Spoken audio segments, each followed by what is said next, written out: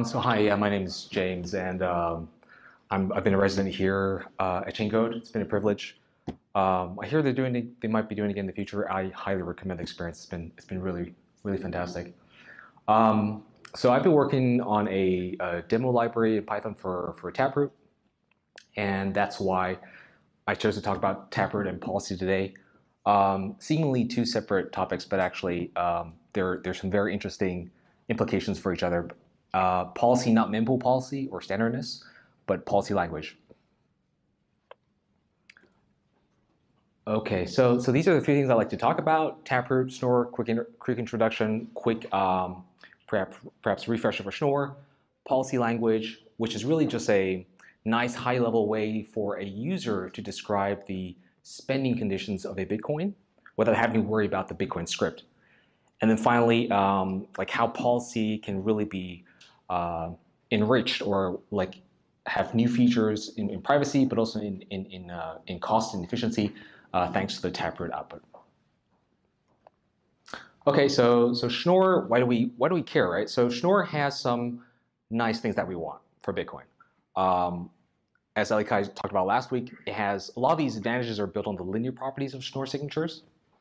And so I split the advantages kind of in two groups from the point of view of a validator, so somebody running a node or somebody receiving funds. It allows batch verification of signatures across transactions. So that's within transactions or across transactions in blocks. So that means just cheaper verification. It's cheaper to run a node. That's all good stuff.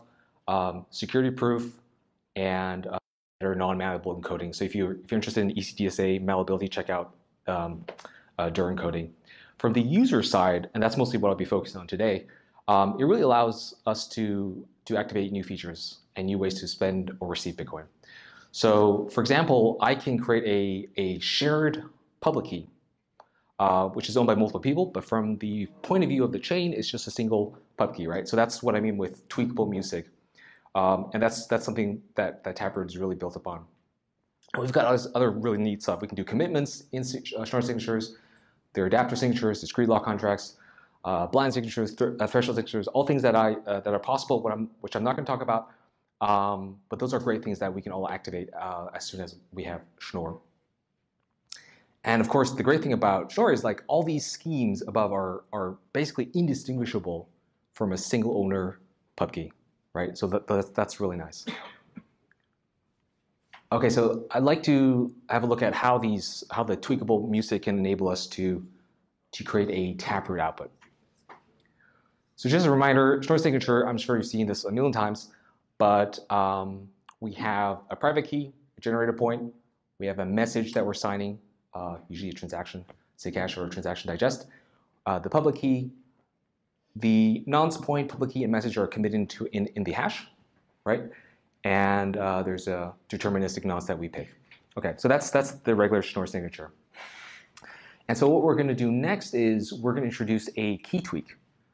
And a key tweak is nothing other than just adding a scalar factor to the private key. And due to the way EC math works, if I add a scalar to my private key, that's equivalent to adding the public key point of that scalar, of that tweak, to my original public key point P.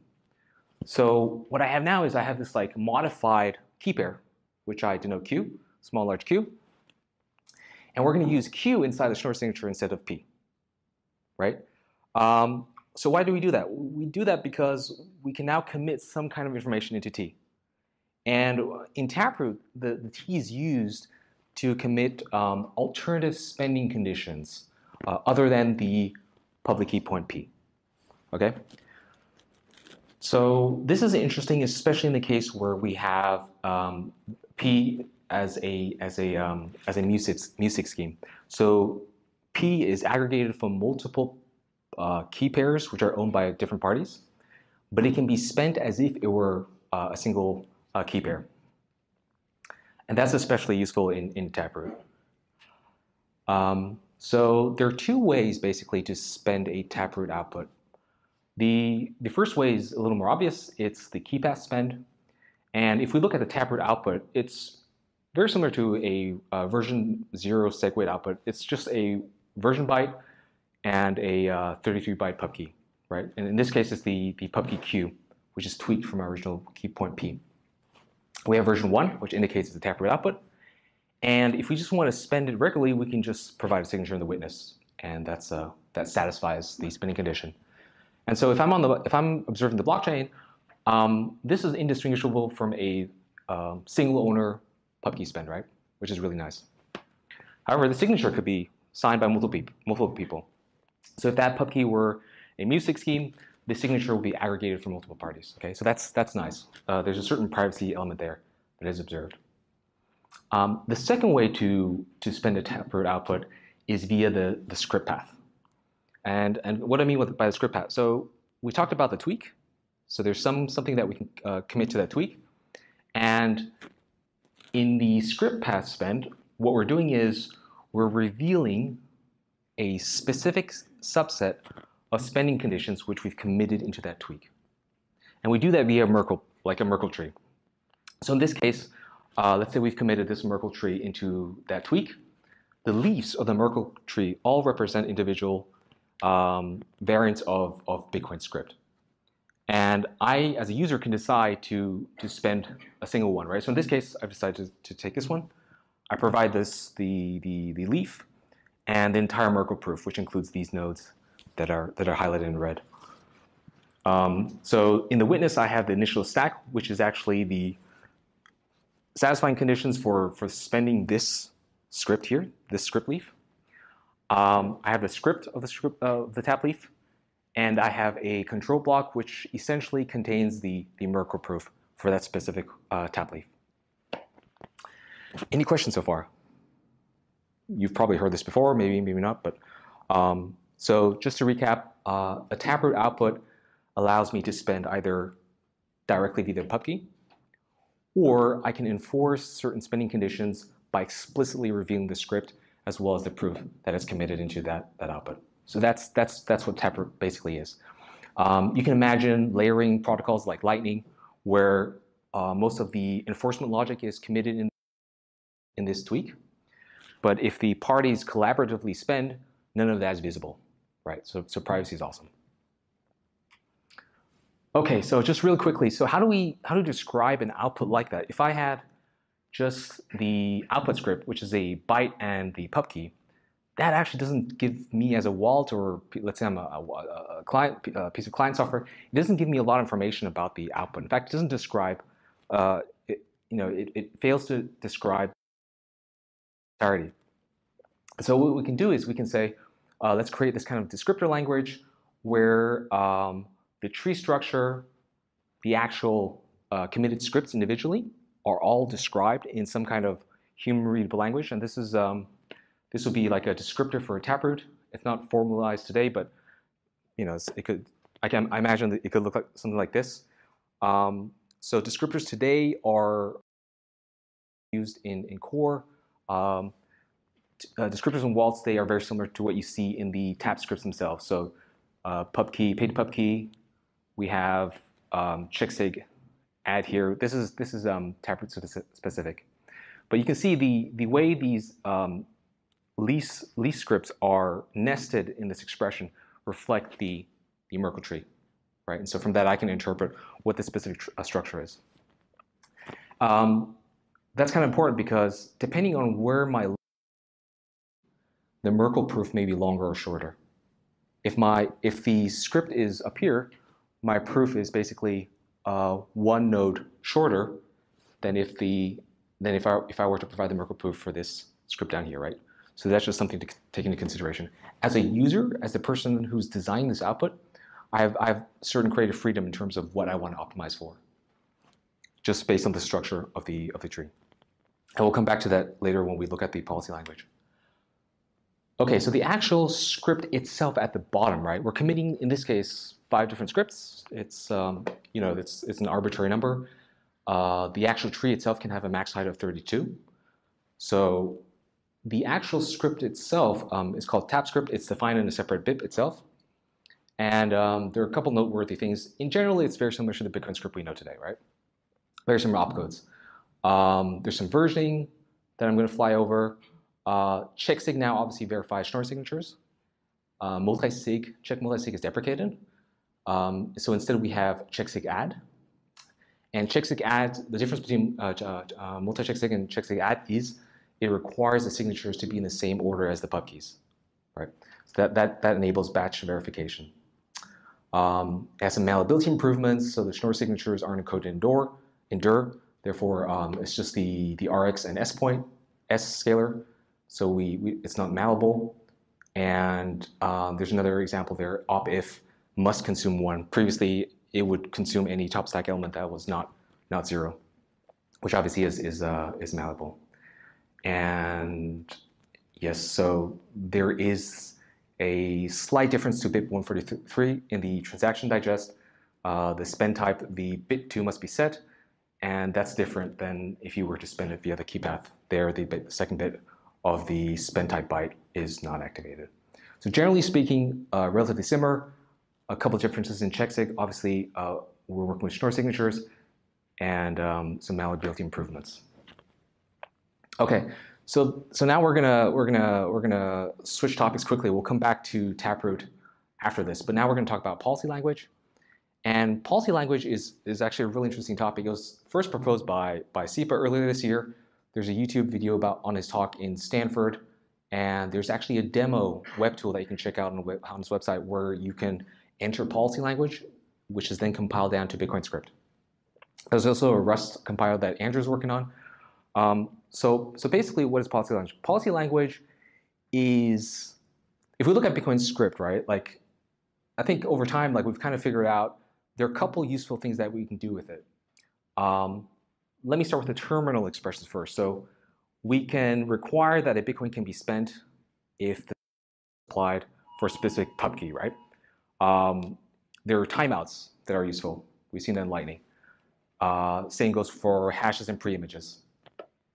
And we can combine these different conditions with Boolean expressions like and, or perhaps even a threshold expression, like an n of m threshold expression. And the idea of this policy language is that I can arbitrarily nest these expressions in each other and express, and when I write my policy language, I'm only focusing on the spending logic, right? I'm not worrying about the actual opcodes in the Bitcoin script. So that's nice from a user point of view. I can create pretty complex locking conditions without having to worry about the technical aspects of Bitcoin script. So I have a few examples. So in this case, I have an and with pay to pub key and a time expression, right? And so what that basically means is I can only spend this output if I have a signature that signs with the private key of that public key and after a certain time has passed. So let's say after 100 blocks. Right, so this is basically a time locked pub key output. So here's another example with an or expression. I have, so either of these policy expressions can be fulfilled to spend this output. Either it's a time locked key, or as you see in the second line, I have a 2 of 3 basically threshold expression, right? So if I have 2 signatures which correspond to these pub keys, I can spend this output immediately, or else this output kind of decays into, so I can use the key number 3 to spend it, which is kind of like a backup key, right? So in this case, you can imagine this is a multi-signature output, but which would be spendable after a certain time with a backup key. So let's say the 2 of 3 parties failed to sign, or we lost the keys. I could obtain a backup key from cold storage to spend this output. So we're still working our way through policy language on a locking logic level. So here's the final example: an or expression with 2 sub-expressions. I have one with a pub key and a hash, and I have one with a pub key and time. So does anybody recognize what kind of output this expresses? Lightning? Yeah, so like a hash lock time contract minus the revocation keys. But one could see the parallels, right? So obviously this is a lot simpler than the actual Bitcoin script. If any of you are aware with those of the Bitcoin script version in Lightning, just a lot easier to reason about.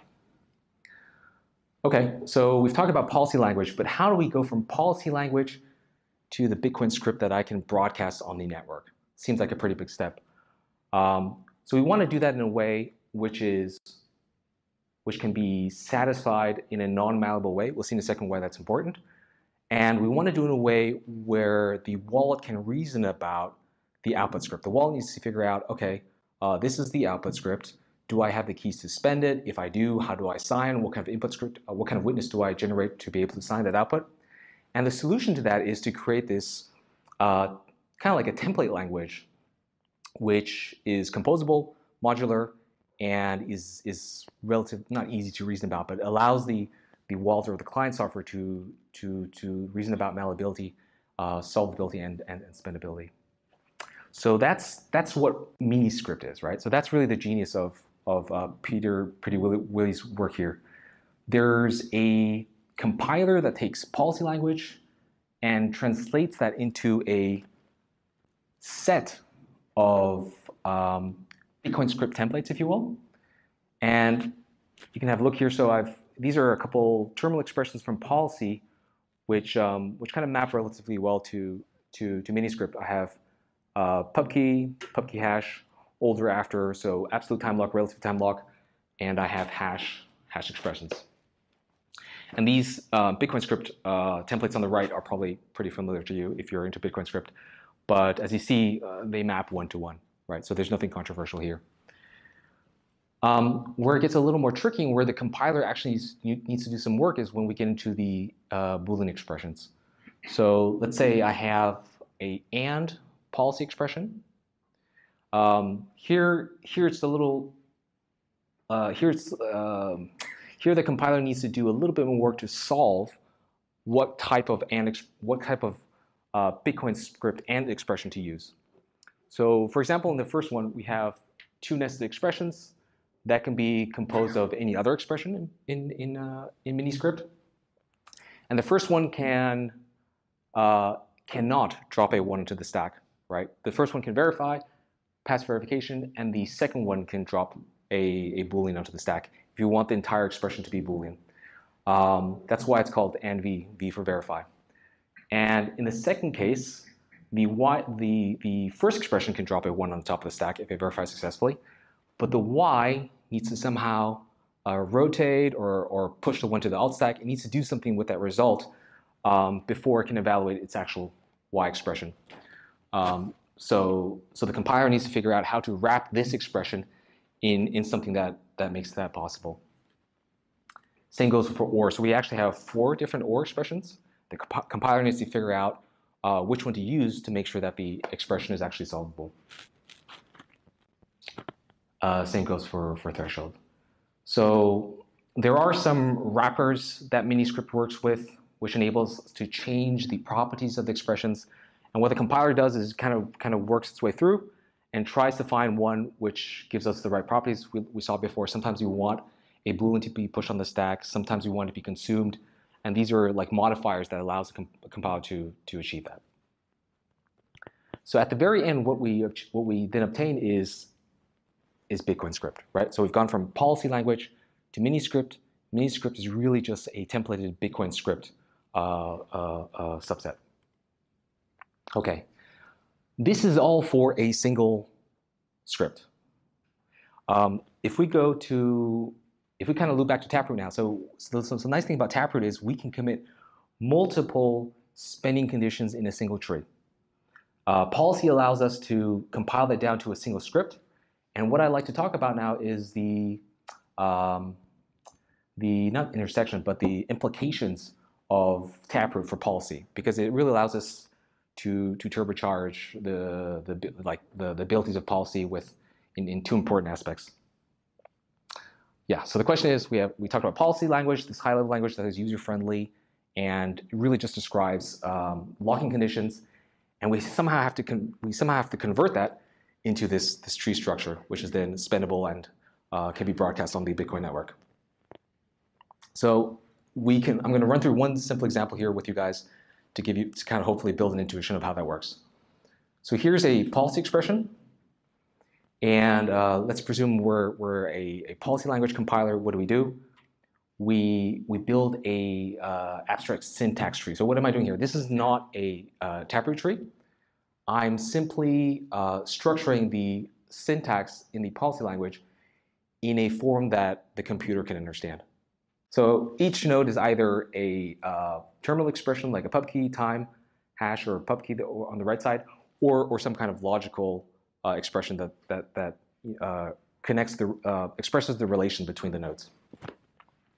Okay, so just by looking at this tree, I can kind of decompose it into several expressions which are not atomic, but in a sense independent. So what expressions can I fulfill to spend this output? I can follow the Boolean nodes on the syntax tree, and I can see, okay, so that's the first one, right? So the AND requires both nodes on both sides. The OR just requires one. So that's the first set of conditions I can fulfill. That would be, if I fulfill these conditions, that's a successful spend for this policy. Alternatively, I can walk along another OR branch, and I've got my second expression. And then finally, the third possibility is that one. And these all have OR relations between each other. So I can spend one of these three, and that would be a successful spend of this Bitcoin output. So can anybody imagine how we would organize this in a Taproot tree?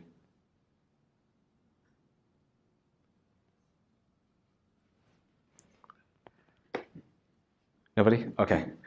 So the most obvious naive way would be to say these are simply individual Tapscripts in a Taproot tree, right? Because we can only spend a single Tapscript for a Taproot output. So the relationship between these different leaves is OR. Only one can be fulfilled. Only one can be executed. Okay, so I forgot one aspect. What we can also do is we can layer on top some kind of expected probability of execution.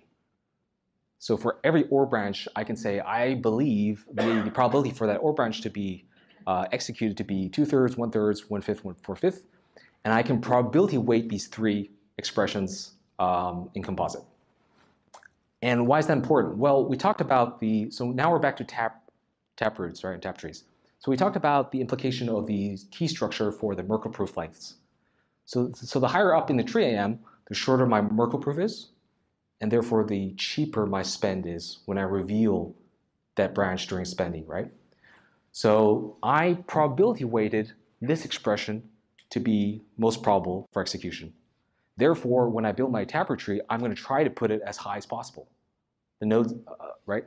Alternatively, these guys I weighted a little lower. Therefore, if they do get spent, the proof will be a little more lengthy, a little more expensive. But since I don't believe, since I weighted it probably lower, they have a lower chances of being executed.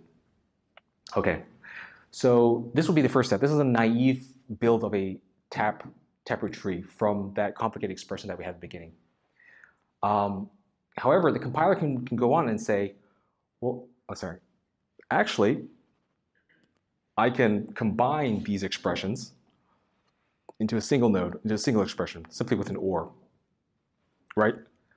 These three leaves all have OR relationships. So any one of these can be spent. Therefore, I can combine any two into a single expression wrapped in a OR Boolean, right? And I can continue to do that with each subsequent leaf, and I can collapse my tree all the way to one node, right? So the spending conditions are logically equivalent. There is something interesting though. So as I do that, the compiler is figuring out what composition is most economically feasible for spending. And secondly, as I collapse the tree, more and more of these conditions are being revealed during spend. Right. So if I only have one Tapscript, all the conditions are being revealed when I spend it. If I have multiple and I only spend this one, these two get revealed. Oh, in this case, actually all get revealed because they are not true. So if I spend this Tapscript, I'll see the hash of this script, the hash of that script, but none of the other conditions in these are actually revealed, right? So only one. Whereas if I spend this one, all of them will be revealed. Right? So there's a certain privacy trade-off as I collapse my tree. So that's really the job of the compiler. The compiler, in the case of policy language to a Taproot output, is twofold. One is cost. It's optimizing for the lowest expected spending cost. And then there is the opportunity also for the user to indicate certain privacy preferences. So the user may say, I don't want this expression here to be revealed with that one. I want to keep them separate. So if I spend one of them, obviously that one that's being spent is revealed on chain, but the other ones remain private and unrevealed. So in conclusion, you can kind of imagine some kind of user preference where they say, for that pub key, I want to exclude it from any hash expression or timeout expression, right? I want to keep that separate. So therefore, they need to be in separate Tapscript branches. And that's something that we can't do today because all like scripts, output script is a single script. If I execute it, even though there may be multiple conditions, if I execute one and fulfill one, the entire script is revealed on chain. And furthermore, there's another degree of freedom for cost optimization because I can really have the freedom to design or structure the Taproot tree to maximize costs, to optimize for cost efficiency and cheap spending.